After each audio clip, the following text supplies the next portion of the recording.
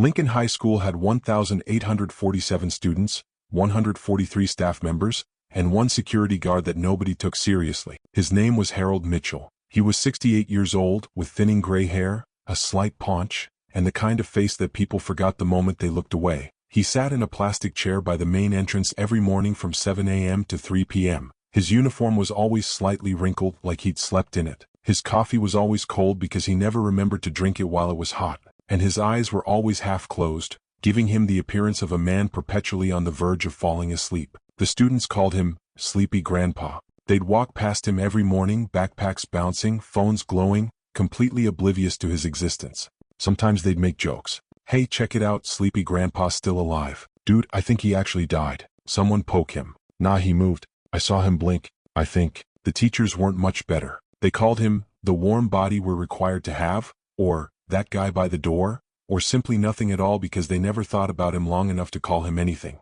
The principal, Dr. Patricia Holloway, called him Harold, I think, on the rare occasions when she acknowledged his presence, which was usually only during fire drills when she needed a head count. Harold heard all of it, every joke, every dismissal, every snicker. He didn't mind. Before we begin, make sure to subscribe to Soldier Stories so you never miss these true tales of courage. And tell us in the comments, where are you watching from today? What nobody at Lincoln High knew, what nobody had bothered to ask, was that Harold Mitchell had spent 35 years as an FBI special agent, not a desk agent, not a paper pusher, a field agent in the hostage rescue unit, specializing in crisis negotiation. In his career, Harold had talked down 847 armed suspects, bank robbers, kidnappers, terrorists, domestic abusers, suicidal veterans with bombs strapped to their chests. He had walked into situations that would make most people freeze in terror, and he had walked out with everyone alive, every single time. He had never fired his weapon in the line of duty, not once in 35 years. His colleagues at the bureau called him the Whisperer because he could calm the most volatile situation with nothing but his voice. Soft, steady, patient, like a stream wearing down a stone. He had medals in a box somewhere in his closet, commendations signed by 3 different presidents, a letter from a mother thanking him for saving her son, a letter from a daughter thanking him for saving her father. And now he sat in a plastic chair at Lincoln High School, earning $14.50 an hour, letting teenagers call him Sleepy Grandpa. He had chosen this, and he had his reasons. March 14th started like every other day. Harold arrived at 6:45 a.m., 15 minutes early as always. The parking lot was empty except for a few early bird teachers and the janitor, Hector, who was hosing down the front steps. "Morning, Harold," Hector called out. "Morning, Hector. Cold one today. Tell me about it. My bones are getting too old for this. Join the club." Harold made his way to the teacher's lounge, where he poured himself a cup of coffee from the communal pot. The history teacher, Mr. Branson, was already there, grading papers. "Oh, hey," Mr. Branson said, glancing up briefly before returning to his work. He didn't say Harold's name because he didn't know it. "Hey," Harold replied. He took his coffee and left. At 7 a.m. sharp, Harold took his seat by the main entrance. The plastic chair creaked under his weight. He set his coffee on the small table beside him, a table he'd bought himself because the school hadn't provided one, and settled in for another 8 hours of watching and waiting. The students began arriving at 7:15. They came in waves. The athletes first, heading to early practice. Then the overachievers, eager to get to the library. Then the masses, shuffling in with earbuds in and eyes on screens, moving through the entrance like cattle through a chute. None of them looked at Harold. Derek Martinez, a sophomore who thought he was hilarious, walked past at 7:42. As he did every morning, he made an exaggerated snoring noise. Zzzzzzzzz. "Oh man, someone wake up Sleepy Grandpa before he misses the whole day." His friends laughed. Harold smiled and lifted his coffee cup in a small salute. "Have a good one, Derek." Derek blinked, surprised that Harold knew his name. Then he shrugged and kept walking. Harold knew all their names. He'd memorized the yearbook in his first week. He knew which kids were happy, which ones were struggling, which ones came to school hungry, which ones had bruises they tried to hide. He watched. He listened. He remembered. That was his job. The real job. The one nobody knew about. At 9:47 a.m., everything changed. The young man who walked through the front door didn't look like a monster. He looked like a kid. Early 20s, maybe 22 or 23. Pale skin, dark circles under his eyes, hair that hadn't been washed in days. He was wearing a heavy winter coat, much too heavy for March when the temperature was already pushing 60 degrees. His right hand was stuffed inside his pocket, and he walked with the unsteady gait of someone who hadn't slept in a long time. Harold's eyes opened. Not all the way. He'd trained himself to observe without appearing to observe, but enough. Enough to take in every detail in a fraction of a second. The gait, unsteady, nervous, but purposeful. This wasn't a lost visitor looking for the office. This was someone with a destination. The coat, heavy, bulky, wrong for the weather, concealing something. Something heavy on the right side. The eyes, red-rimmed, wet, desperate. Not angry, set. The most dangerous kind. The hand, deep in the right pocket, fingers wrapped around something. The angle of the wrist suggested a pistol grip. Harold's training kicked in like muscle memory. 35 years of reading body language, of assessing threats, of calculating odds. His mind ran through scenarios in milliseconds. Active shooter. High probability. Armed with a handgun. Moderate probability of additional weapons. Emotional state. Volatile. Likely suicidal. Possible ideation of suicide by cop or mass casualty event. Time to engagement. Approximately 30 seconds if he continues current trajectory toward main hallway. Harold didn't move. Didn't reach for his radio. Didn't stand up. Didn't do anything that might spook the target. He just watched. The young man walked past the front office. Mrs. Chin, the secretary, didn't look up from her computer. He walked past the trophy case, past the Go Lions banner, past the motivational poster that said, "Believe in yourself." He was heading for the main hallway, toward the classrooms, toward 1,847 students who had no idea what was about to happen. Harold stood up. It was a slow movement, casual, unthreatening, like an old man stretching his legs after sitting too long. He picked up his coffee cup and walked toward the hallway, positioning himself directly in the young man's path. The young man stopped. They stood there, 6 feet apart in the middle of the empty foyer. Morning light streamed through the windows. Somewhere in the distance, a teacher was giving a lecture about the American Revolution. "Son," Harold said quietly, "I see you." The young man's hand tightened inside his pocket. "Get out of my way, old man." Harold didn't move. His voice remained soft, steady, the same tone he'd used in 847 previous negotiations. "I will. I promise.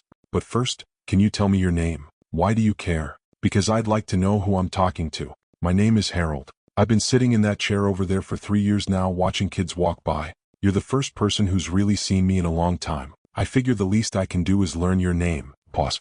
The young man's jaw worked, like he was chewing on the words before spitting them out. Tyler. That's a good name. Strong name. Harold took a small step forward. Not threatening, just conversational. "Tyler, I'm going to be honest with you because I think you deserve honesty. I know what's in your pocket. I've seen that look in people's eyes before. The coat's wrong for the weather, your hand hasn't left that pocket since you walked in, and you've got the walk of someone who's made a decision they're not sure about." Tyler's face flickered. Surprise, fear, and something else, relief. The relief of being seen. "You don't know anything about me." "You're right. I don't. Not yet. But I'd like to. Because whatever happened to bring you here today, Tyler, I don't think this is what you really want. I think you want someone to listen. I think you've been screaming into the void for a long time, and nobody heard you, and you got so tired of screaming that you decided to do something so loud that nobody could ignore it." Tyler's eyes welled with tears. His voice cracked. "You don't know what I want. Then tell me. I've got nowhere to be. That chair over there? That's my whole world. I sit there for 8 hours a day and nothing happens. I've got all the time in the world to listen." Somewhere down the hall, a bell rang. The between-class bell. In 30 seconds, doors would open, and 600 students would pour into the hallways. Tyler heard it too. His hand moved inside his pocket. "Tyler," Harold said, his voice firm but calm. "Whatever you're about to do, I need you to wait. Just wait.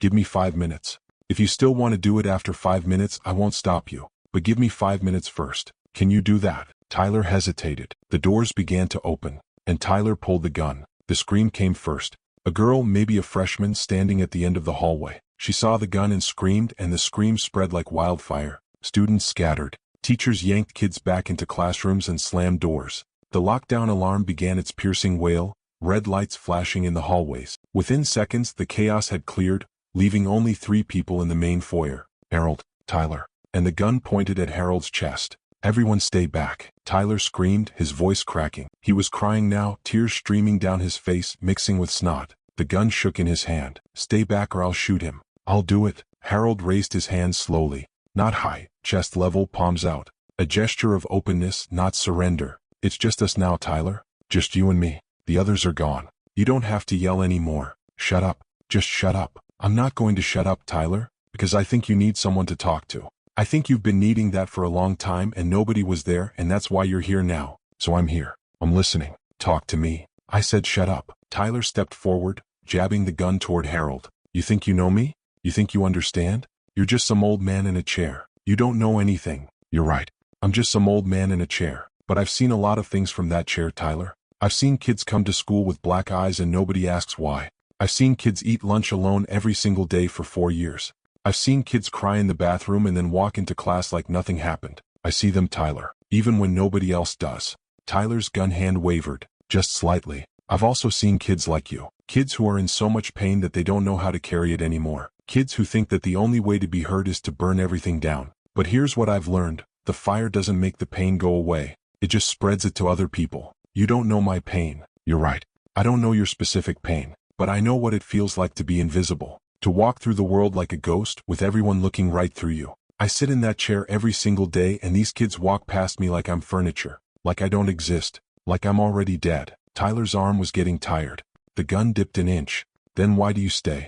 If nobody sees you, why do you even bother? Harold looked him in the eye. Because I made a promise. What promise? Tyler asked. The gun was still raised, but his focus had shifted. He was listening now. Really listening. Harold lowered his hand slightly. A small gesture of trust. 15 years ago, I was in a school just like this one. Different state, same kind of building. Same lockers, same fluorescent lights, same smell of cafeteria food and teenage hormones. A young man came in with a gun. He was about your age. Angry. Hurt. Wanted someone to see him. What happened? I talked to him. For 3 hours, I stood in a hallway just like this one and talked. He told me about his father who beat him, his mother who left, his girlfriend who cheated, his friends who weren't really friends. He told me everything and I listened. I thought I was getting through. I thought I could save him. Harold's voice faltered. This was the part of the story he never told. The part that woke him up at 3 a.m., sweating, reaching for a gun that wasn't there. But I made a mistake. I got impatient. I thought he was ready to give up, so I gave a signal. A hand gesture that told the tactical team to move in. I thought it was over. What happened? He saw them coming. And he panicked. And before I could say another word, he put the gun under his chin and pulled the trigger. Silence. He was 19 years old, Harold continued, his voice thick. His name was Marcus. He liked comic books and basketball and wanted to be a veterinarian when he was a kid. And he died because I was too impatient. Because I wanted to be the hero. Because I wanted to end it fast instead of waiting as long as it took. Tyler's arm dropped to his side. The gun was still in his hand, but it wasn't pointed at anything anymore. That wasn't your fault. Yes, it was.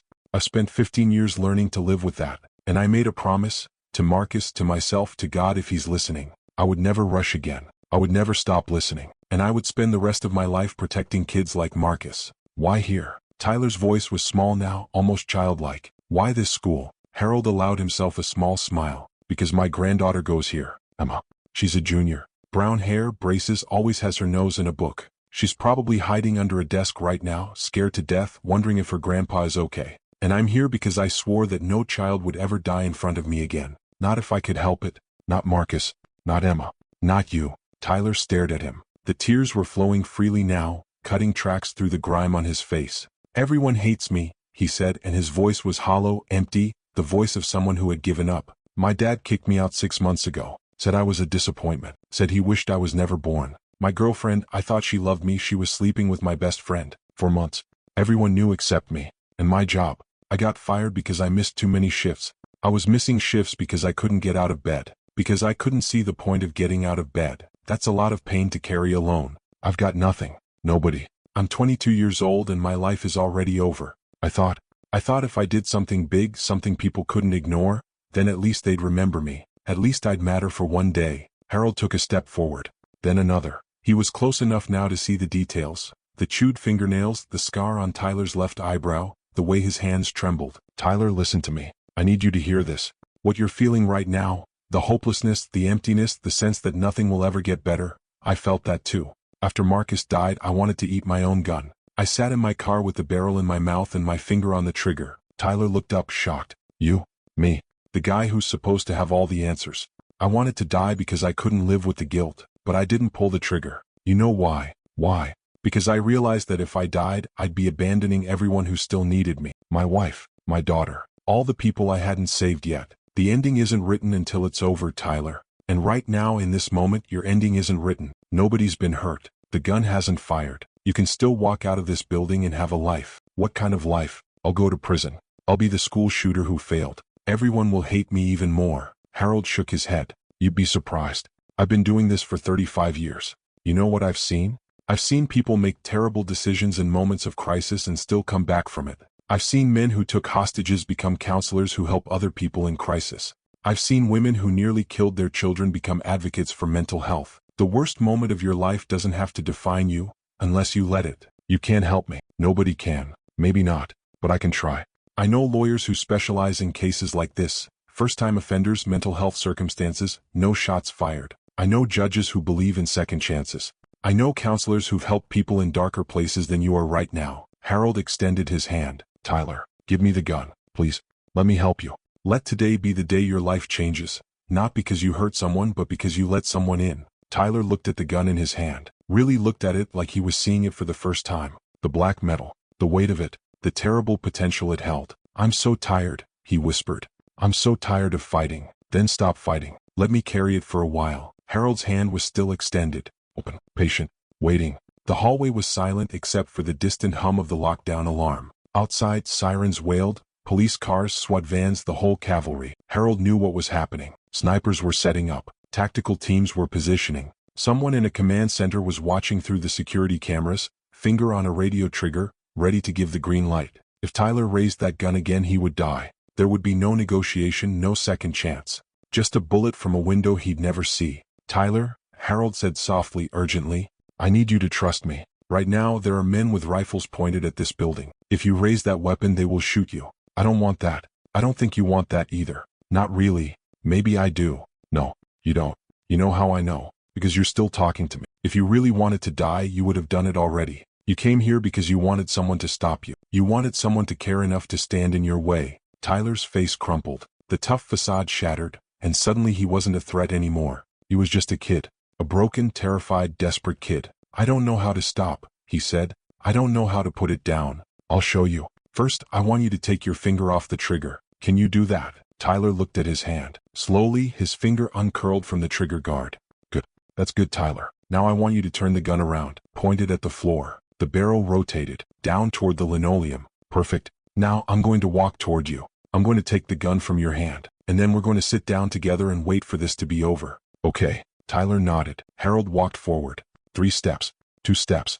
1 step. His hand closed around the barrel of the gun. Still warm. He rotated it gently out of Tyler's grip, and the young man let go like he was releasing a 1,000-pound weight. Harold ejected the magazine, cleared the chamber, set the weapon on the floor. Then he did something that no tactical manual in the world would recommend. He pulled Tyler into his arms and held him. Tyler collapsed against him, sobbing. Deep, racking sobs that shook his whole body. 22 years of pain pouring out in a flood. I've got you, Harold murmured, patting his back. It's okay.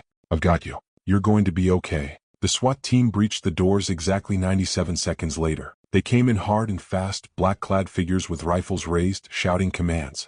FBI, get on the ground. Show us your hands. Harold didn't flinch. He was sitting on the floor now, Tyler's head in his lap, one hand still resting on the young man's back. The gun was 10 feet away, clearly disabled, no threat to anyone. Stand down, Harold said calmly. Suspect is unarmed and cooperative. He needs medical attention and a psychiatric evaluation. He is not a threat. The team leader hesitated, rifle still trained on Tyler. Sir, I need you to step away from the suspect. His name is Tyler, and I'm not going anywhere until you promise me he'll be treated with dignity. Sir, I'm Harold Mitchell. Badge number 7-7-4-2-9, FBI hostage rescue, retired. Call your supervisor. He'll know who I am. The team leader's eyes widened. He touched his earpiece, muttering something. A moment later, his posture shifted. The rifle lowered. Copy that. Stand down, team. We've got a friendly. Medical personnel rushed in. They checked Tyler's vitals, wrapped a shock blanket around his shoulders, helped him to his feet. As they led him toward the door, Tyler turned back. Harold? Yes, son. Thank you for seeing me. Harold smiled. Take care of yourself, Tyler. This isn't the end. It's the beginning. 2 hours later, the FBI debrief was wrapping up. The field office supervisor, a man named Agent Chin who had worked with Harold 20 years ago, shook his head in disbelief. Harold Mitchell, the whisperer, working as a school security guard for 3 years and nobody knew. I liked it that way. You could have been consulting, training, making 6 figures. Harold looked out the window. The students were being released, reuniting with frantic parents in the parking lot. Teachers were crying. News vans were setting up. And there, in the middle of the chaos, he spotted her. Emma, his granddaughter. 16 years old, brown hair, braces, nose always in a book. She was scanning the crowd looking for him. "You see that girl?" Harold said. "That's my granddaughter. She goes to this school. And the best way I could protect her wasn't with a gun or a badge. It was by being here. Every day. Watching. Waiting. Just in case." Emma spotted him through the window. Her face crumpled with relief, and she started running toward the building. "I should go," Harold said. "She's going to want a hug." The next morning, Harold arrived at Lincoln High at his usual time, 6:45 a.m. He expected empty hallways, trauma counselors, maybe a few weeks of subdued silence before things went back to normal. Instead, he found a crowd, 200 students, teachers, parents, the principal, the janitor, all of them standing at the main entrance watching him walk up from the parking lot. Harold stopped. "What's all this?" The crowd parted and Emma stepped forward. She was holding a banner, hand-painted, messy, beautiful. Read, "Thank you, Grandpa. You were never invisible to us." Harold's eyes burned. He blinked rapidly, but it didn't help. The tears came anyway. "We found out who you are," Emma said, her voice trembling. "We looked you up. 847 cases. 0 casualties.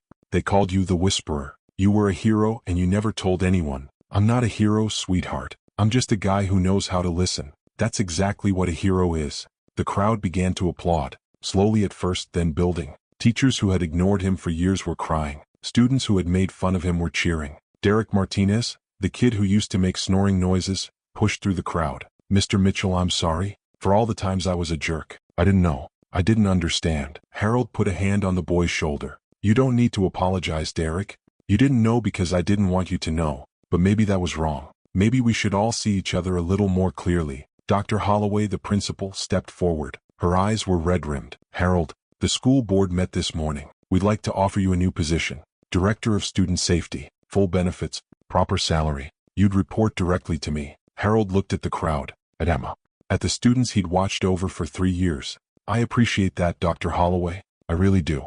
But if it's all the same to you, I'd like to keep my chair by the door. That's where I can see everyone. That's where I can do the most good." He smiled. "Besides, the coffee's better in the teacher's lounge than it is in the admin building." The crowd laughed. Emma hugged him. And Harold Mitchell, the Whisperer, took his seat in his plastic chair, picked up his cold coffee and went back to watching. Just in case. Epilogue. Tyler spent 8 months in a psychiatric facility. He was diagnosed with severe depression, PTSD from childhood abuse, and borderline personality disorder. With medication, therapy, and a lot of hard work, he slowly began to heal. Harold visited him every single week. The charges were eventually reduced to criminal threatening, and the judge, citing Tyler's mental health history, his cooperation, and the lack of any injuries, sentenced him to probation and mandatory treatment rather than prison. 3 years later, Tyler got his GED, then a community college degree in psychology, then a job at a crisis intervention hotline, helping other people who felt like they had no way out. He called Harold every Sunday to check in.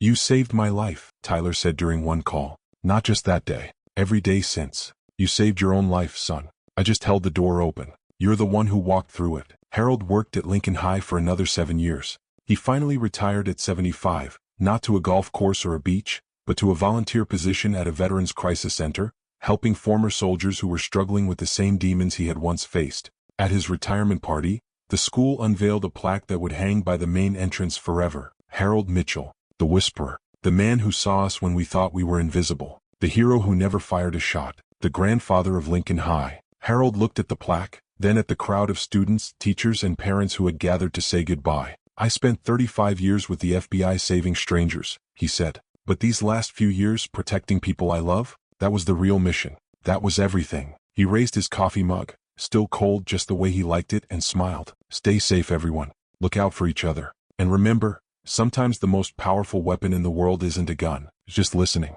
Really listening. You never know whose life you might save." Moral of the story: heroes don't always wear uniforms or carry badges. Sometimes they sit in plastic chairs, drink cold coffee, and wait for the moment when someone needs them. The greatest victories aren't won with bullets. They're won with patience, empathy, and the courage to see the human being behind the pain. If this story moved you, please subscribe to Soldier Stories and share it with someone who might need to hear it. We bring you true tales of courage, sacrifice, and the quiet strength of those who protect. Until next time, stay safe, stay strong, and never underestimate the power of a kind word.